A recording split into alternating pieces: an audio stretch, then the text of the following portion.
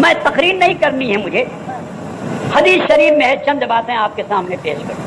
حدیث شریف میں ہے کہ 77 امتی 73 فرقۃ کلھم فی النار الا واحدہ، میری امت ہم قریب 73 فرقوں میں بٹ جائے گی، اس میں سے ایک ہی گروہ جنتی ہوگا اور باقی سب جہنمی ہوں گے۔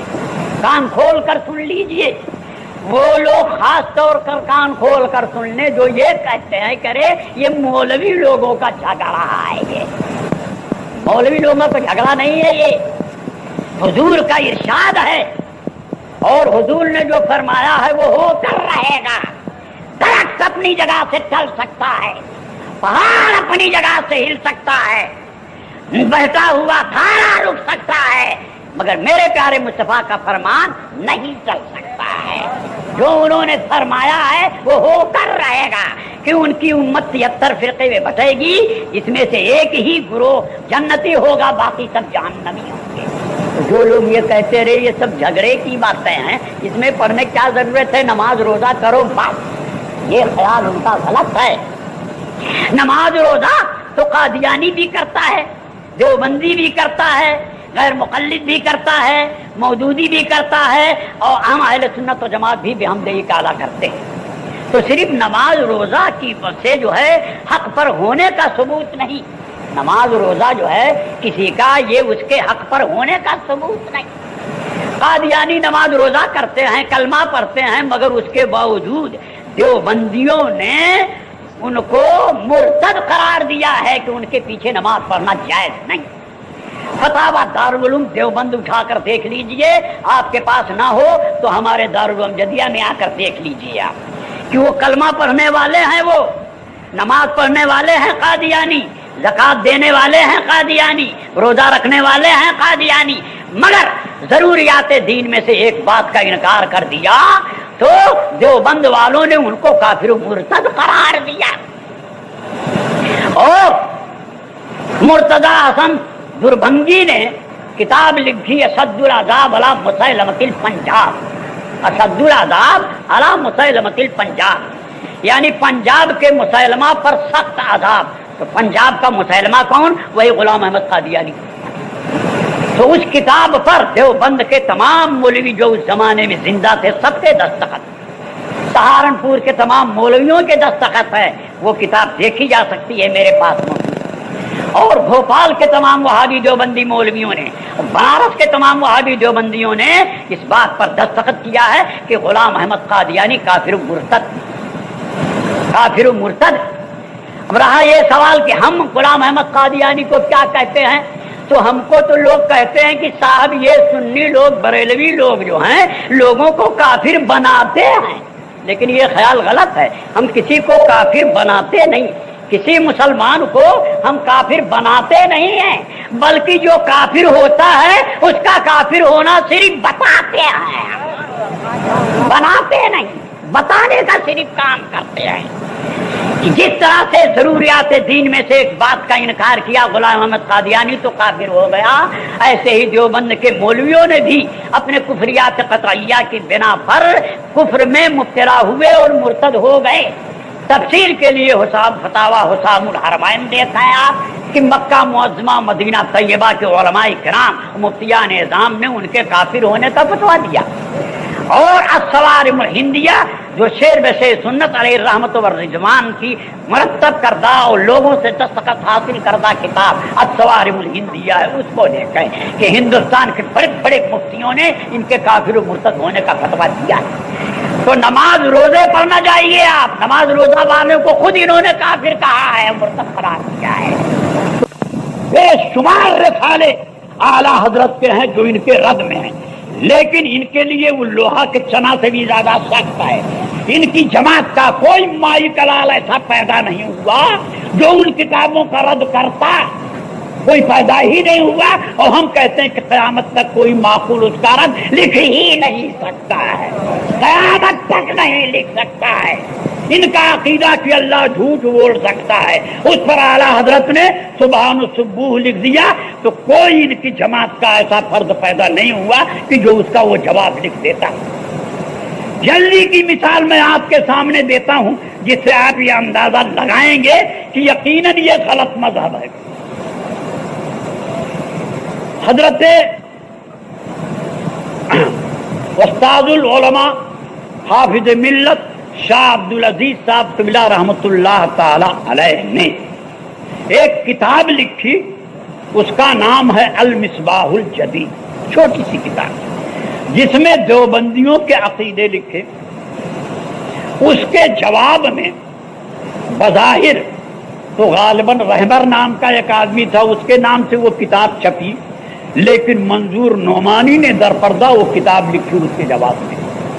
اس کا نام رکھا مقام الحدیث، ادھر تھا تو المصباح الجدید نیا چراغ، المصباح الجدید نیا چراغ، نئے چراغ کے جواب میں ادھر سے مقام الحدیث یعنی لوہے کا ہتھوڑا پیش کیا۔ مقام الحدیث مانے لوہے کا ہتھوڑا۔ اب اس کے جواب میں جو پھر حافظ ملت قبلہ نے لکھا اپنے شاگرد مولانا مفتی محبوب صاحب کے نام سے، اس کا نام رکھا العذاب الشدید۔ تو آج تک کوئی مائی کا لال اس جماعت میں پیدا نہیں ہوا جو العذاب الشدید کا جواب دیتا۔ یہ قرض ان پر، ان کے آباء و اجداد پر پڑا ہوا ہے، قرض باقی ہے جس کو وہ ادا نہیں کر سکتے آج تک۔ اگر ان کا مذہب حق ہے تو ان سے کہیے کہ تم العذاب الشدید کا جواب دو۔ کیا وجہ ہے کہ المصباح الجدید انہوں نے لکھی، تم نے مقام الحدید لکھی، پھر اس کے جواب میں العذاب الشدید، تو اس کا جواب تم کیوں نہیں دے سکے؟ چاروں شانہ کیوں چت ہو گئے؟ آج پیسے کے بلبوتے پر اپنا مذہب پھیلانا چاہتے ہو، لیکن جو لوگ کی حق کے پہچاننے والے ہیں ان کو تم کبھی گمراہ نہیں کرتے۔ میں کہتا ہوں العذاب الشدید کا جواب ان پر اور ان کے پرکھوں پر قرضہ باقی ہے۔ ہمت ہو تو اس کا جواب یہ دے دیں، اور یہ جواب نہیں دے سکے، یہی اس بات کا کھلا ہوا ثبوت ہے کہ یہ غلط ہے۔ دوسری بات سنیں آپ، اس کے بعد کی بات کہ حضرت علامہ ارشد القادری صاحب قبلہ نے زلزلہ لکھا، اور وہ تمام باتیں اس کتاب میں انہوں نے پیش کر دی کہ جن کو یہ لوگ بزرگان دین کے ساتھ کرنے کو یا بزرگان دین کے ساتھ جو سنی پیش آتے ہیں اس بنیاد پر ان کو مشرک و کافر قرار دیا کہ یہ مسلمان ہی نہیں رہیں گے، شرک و کفر میں مبتلا ہو گئے۔ حالانکہ وہی ساری باتیں ان کی کتابوں میں بھی موجود ہیں اور وہی ساری باتیں ان کے بھی عقیدے ہیں، لیکن سنیوں کے ساتھ اس طرح وہ پیش آتے۔ بہرحال علامہ ارشد القادری صاحب نے زلزلہ کتاب لکھی، اور اس کے جواب میں یہاں سے لے کر برطانیہ تک 4 کتابیں لکھی گئیں۔ ظاہر میں تو چھوٹے چھوٹے مولوی سامنے آئے، اس میں سے تو ایک اتنا چھوٹا مولوی تھا کہ جس کے نام کے ساتھ لفظ حضرت لکھا گیا کہ حضرت مولانا فلاں صاحب۔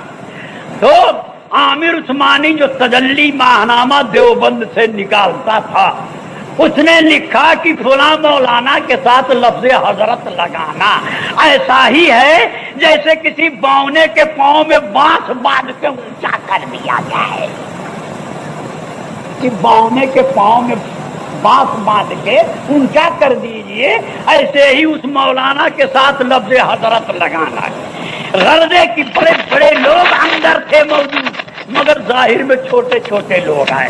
لیکن اس کے بعد یعنی یہاں سے لے کے برطانیہ تک 4 کتابیں لکھی گئی زلزلہ کے خلاف، مگر اس کے بعد علامہ ارشد القادری صاحب قبلہ دامت برکاتہم القدسیہ نے جو ان 4 کتابوں کا رد لکھا تو بالکل ان کو زیر و زبر کر دیا، ان کو یعنی اس کتاب کا نام رکھا زیر و زبر۔ اور آج تک اس قوم میں کوئی مائی کلال نہیں پیدا ہوا جو زیر و زبر کا جواب لکھتا۔ تو اعلیٰ حضرت کے تو تمام قرضے ان کے اوپر لدے ہوئے، शेर बे शेर सुन्नत के तमाम कर्जे इनके ऊपर लदे हुए, उनका कोई जवाब नहीं दे सके। ये जल्दी की बात है कि हाफिज साहब किबला का कर्ज इनके ऊपर बाकी है और अल्लामा अरशदुल कादरी का भी कर्ज बाकी है। और अगर इनके अंदर ताकत कुव्वत है, अगर ये हक पर हैं, अपने आप का दावा करते हैं कि हम हक पर हैं, तो इन किताबों का वो जवाब लिखें। लेकिन हम कहे देते हैं कि वो जवाब उसका नहीं लिख पाएंगे। ये आज की बात नहीं है, कई साल पहले की बात है। ये लोग अपने कानों में तेल डाल कर बैठे हुए हैं और धांधली और बेहयाई पर आमादा है और सऊदिया अरबिया के रियाल के बलबूते पर सुन्नियों का ये ईमान खरीदना चाहते हैं। हकीकत में ये बातिल परस्त हैं और गलत हैं। लिहाजा है मुसलमानों, आप उसके फंदे में उनके आने की कोशिश न कीजिए। अगर वो आपको रोजगार के लिए पैसा देते हो तो जान लीजिए आप कि रोजगार के लिए पैसा हमको इसलिए दिया जा रहा है कि हमारे ईमान को ये खरीदना चाहता है, हमें बेअदब और गुस्ताख रसूल बनाना चाहता है, इसलिए ये हमको पैसा दे रहा है। अरे देहातों में तो बकरीद के मौके पर बकरे भी तकसीम किए जाते हैं। जो गांव का बाज़र आदमी होगा और अच्छा आदमी होगा, कुछ खुशहाल होगा, जिसका आबादी के अंदर असर होगा, उसको बकरे भी ये लोग पेश करते हैं। क्यों? बकरा दे के उसको पहले सुलह कुल्ली बनाएंगे और सुलह कुल्ली के बाद फिर उसको देवबंदी बनाएंगे। तो आप उनके फंदे में कभी ना आइए। अब ये मुनाजरे का नाम नहीं लेते, अब ये हमारी किताबों का जवाब नहीं दे सकते हैं। अब अरब के रियाल के बलबूते पर सुन्नियों का ईमान ये खरीदने की कोशिश करते हैं। आप उनसे होशियार रहें। अल्लाह ताला आपको उनके फरेब से महफूज रखे। आमीन सुम्मा आमीन। अस्सलाम वालेकुम।